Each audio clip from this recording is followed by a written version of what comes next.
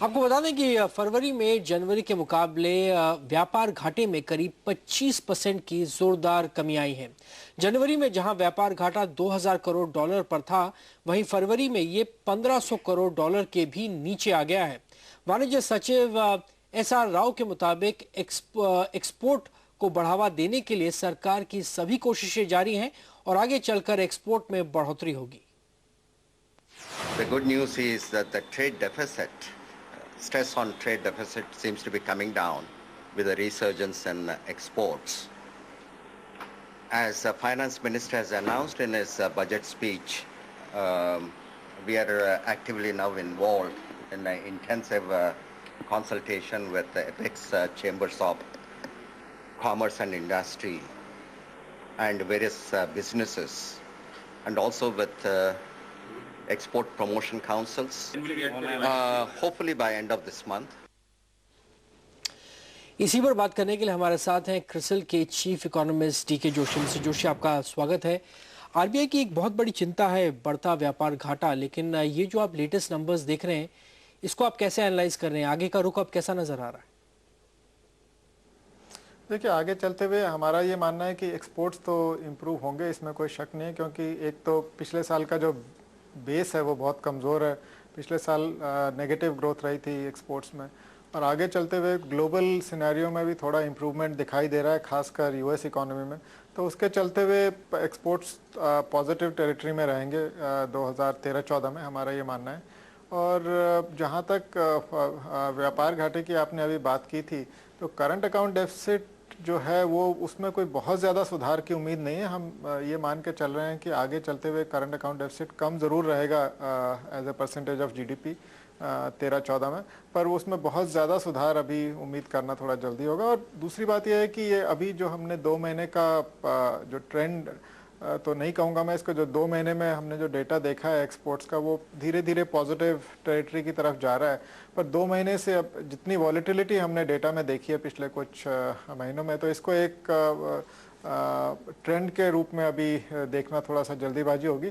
पर हाँ, ये बात ज़रूर कहूँगा कि एक्सपोर्ट्स पॉजिटिव टेरिटरी में अवश्य रहेंगे।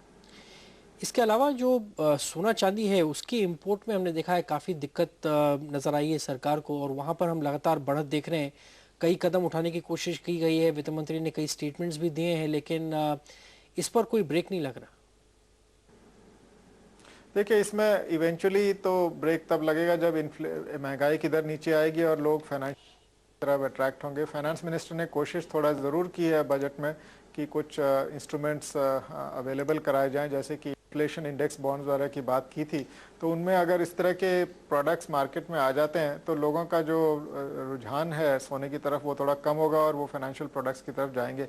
अभी मोस्टली लोग सोने की तरफ एक तरह से इन्फ्लेशन को हेज करने के लिए जा रहे हैं। तो इसके लिए एक तो इन्फ्लेशन नीचे आना ज़रूरी है और दूसरा ऑल्टरनेट प्रोडक्ट्स अवेलेबल होना ज़रूरी है। जहाँ तक इंपोर्ट कंट्रोल वगैरह का सवाल है, वो हमने पहले भी देखा है, उससे कोई ज़्यादा कमी नहीं आती है, और लोग दूसरे वाई मीडिया को इस्तेमाल करते हैं सोने को लाने के लिए देश में। तो इसलिए इसमें जैसा मैंने कहा कि ऑल्टरनेटिव्स अवेलेबल होने चाहिए इन्वेस्टमेंट के लोगों के पास। साथ ही आईआईपी के जो नंबर्स आने वाले हैं उस पर सबकी नज़रें रहेंगी। पिछले 2 महीने तो काफ़ी ख़राब गए। जनवरी में शायद थोड़ी सी उम्मीद की किरण दिखे, कोर सेक्टर का डेटा शायद थोड़ा सा बेहतर हो। आपका अपना एस्टिमेट क्या है? हमने इस बार एस्टिमेट नहीं किया है। आईआईपी में इतना ज़्यादा वॉलेटिलिटी है कि आईआईपी को प्रेडिक्ट कर पाना बहुत ही मुश्किल हो गया। हम ये मान के चल रहे हैं कि अभी जो ट्रफ है वो अभी उससे बाउंस अभी नहीं शुरू हुआ है आईआईपी ग्रोथ का, तो अभी आईआईपी ग्रोथ कमज़ोर ही रहेगी, 1% से नीचे ही रहेगी। ऑलराइट, उम्मीद ये लगाई जा रही है कि शायद 1.2% पर फिलहाल आती हुई नज़र आए। इसके अलावा इन्फ्लेशन पर भी नज़रें रहेंगी। यहाँ पर आपको क्या लगता है, क्या कुछ हद तक जिस तरह से हमने इसको टॉप आउट होते हुए देखा था वही चीज़ सामने आ रही है कि थोड़ा सा कंट्रोल में आ गया, अब धीरे धीरे नीचे आएगा? देखिए, WPI इन्फ्लेशन तो कोर सेक्टर का तो एब्सोल्युटली नीचे आ रहा है, और जहाँ तक overall wholesale prices index inflation का सवाल है, उसमें हमने थोड़ा कमजोरी देखी थी, पर ये थोड़ा फ्लक्चुएट करेगा। और पर हमारा ये मानना है कि 7% के बीच में ही रहेगा अभी अगले कुछ महीनों में। ओके, इसके अलावा 19 तारीख को सबकी नज़रें होंगी आरबीआई की पॉलिसी पर। यहाँ पर आपको क्या लगता है, जिस तरह से इन्फ्लेशन का डेटा है, हम फिस्कल डेफिसिट की, वित्तीय घाटे की सिचुएशन को देख रहे हैं, इन सब को मिलाते हुए आपको लगता है कि फिलहाल आरबीआई कदम उठा सकता है, एक और रेट कट कर सकता है? मुझे लगता है आरबीआई अभी रेट कट कर सकता है। हालांकि ये बात सच है कि इन्फ्लेशन अभी भी जो कंफर्ट बैंड है उससे आरबीआई का उससे काफ़ी ऊपर बना हुआ है, और खासकर कंज्यूमर प्राइस इन्फ्लेशन तो डबल डिजिट्स में उससे नीचे नहीं आ रही है। तो इसके रहते हुए भी मुझे लगता है कि आरबीआई रेट इसलिए काटेगा क्योंकि जो फिस्कल डेफिसिट है वो उसमें काफ़ी कंट्रोल किया है सरकार ने, और आगे चलते हुए भी उसमें फर्दर कंसोलिडेशन की बात की जा रही है। तो ये एक तरह से सिग्नल आरबीआई के लिए होगा कि जो कम से कम फिस्कल साइड से जो प्रेशर था इन्फ्लेशन में वो अब थोड़ा कम होना शुरू हो गया है। तो ये इसको एक सिग्नल मान के RBI 25 basis point rate cut कर सकता है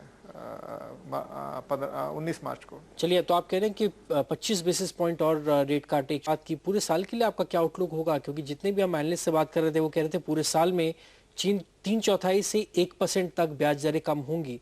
क्या अभी आपको गुंजाइश लगती है कि ये अगर 1/4% मार्च में करते हैं उसके बाद हम और रेट कट्स देखेंगे, और पूरे साल में क्या 1% तक ब्याज दरें कम हो सकती हैं? देखिए, ये काफ़ी हद तक उस पर निर्भर करेगा कि इन्फ्लेशन का डेटा क्या बताता है, और हमारा ये मानना है कि अगले साल इन्फ्लेशन 6.5 की एवरेज रहेगी 2013-14 में, और इसके रहते हुए हम ये भी अपनी प्रोजेक्शन में ये भी एजम्पशन लेके चल रहे हैं कि 50 से 75 बेसिस पॉइंट जो है, जैसा कि आपने बताया 3/4% उतना रेट कट की संभावना है। और अगर 19 मार्च को एक होता है तो उसके बाद आप 25 से 50 बेसिस पॉइंट और देख सकते हैं उसके बाद। चलिए, बहुत बहुत धन्यवाद आज हमसे बात करने के लिए। तो 19 मार्च को उनको लगता है कि फिलहाल 1/4% यानी कि 25 बेसिस पॉइंट ब्याज दरें कम हो सकती हैं, और यही नहीं, पूरे साल के लिए अब भी गुंजाइश है कि ½ % और ब्याज दरें कम हो, यानी मार्च को अगर आप मिला लें तो पूरे साल में वो लगभग 3/4% ब्याज दरें कम होते हुए देख रहे हैं।